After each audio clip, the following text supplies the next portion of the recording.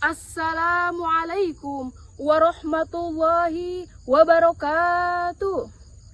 Alhamdulillah, alhamdulillah, wa syukru ala nikmatillah, wassalatu wassalamu ala rasulillah, wa ala alihi wa sahbihi wa mawalah, amma ba'du. Hadirin rahimakumullah, sebentar lagi kita akan meninggalkan tahun 1446 Hijriah dan akan melangkah menuju tahun baru Hijriah, yakni tahun 1447 Hijriah.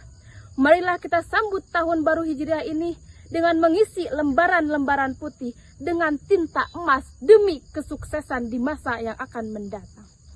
Siapa yang bisa mensukseskan masa mendatang itu?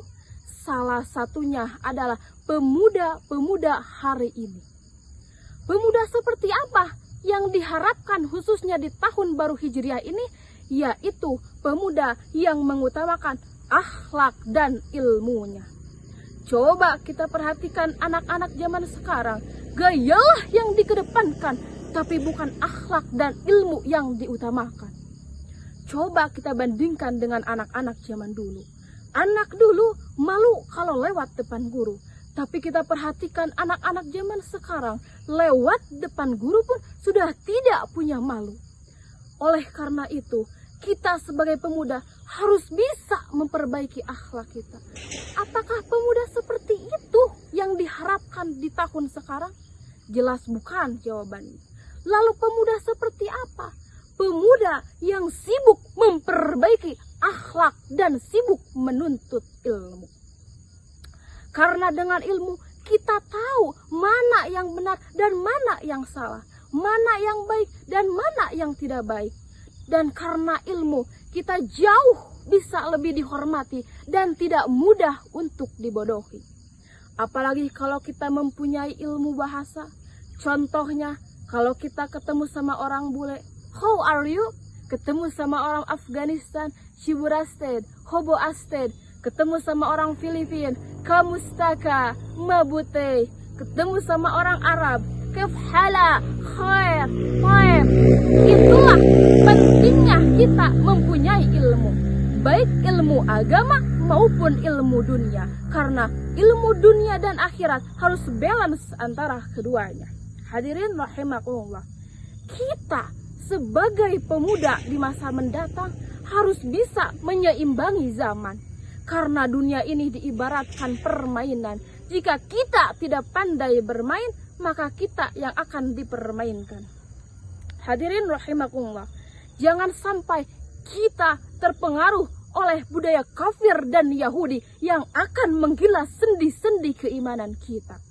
Karena kaum Yahudi merusak generasi Islam bukan dengan senjata, tapi dengan memberikan tontonan yang tidak layak untuk dipertontonkan.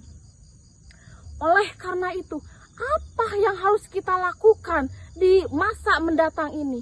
Yaitu kita tingkatkan kualitas iman dan takwa kita kepada Allah Subhanahu wa Ta'ala.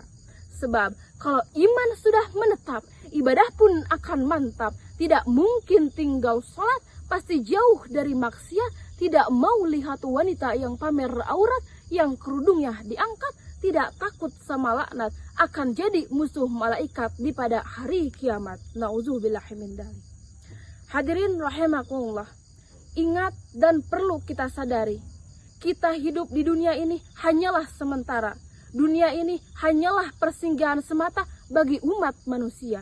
Hidup takkan lama, kita akan kembali ke alam bako, alam kekal abadi, yaitu alam akhirat. Jadi, janganlah kita mencari kesenangan dunia saja, tapi carilah kesenangan akhirat dengan cara menuntut ilmu, membina akhlak yang baik, dan beribadah kepada Allah Subhanahu wa Ta'ala. Jadi, buatlah kesan yang indah, kesan yang baik selama kita hidup di dunia ini. Karena supaya di akhirat kelak nanti, itu semua menjadi penilaian terbaik di mata Allah Subhanahu wa Ta'ala.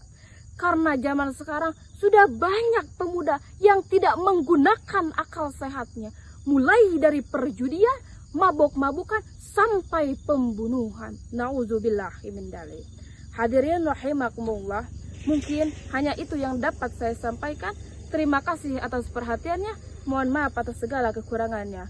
Wabillahi taufiq wal hidayah. Wassalamualaikum warahmatullahi wabarakatuh.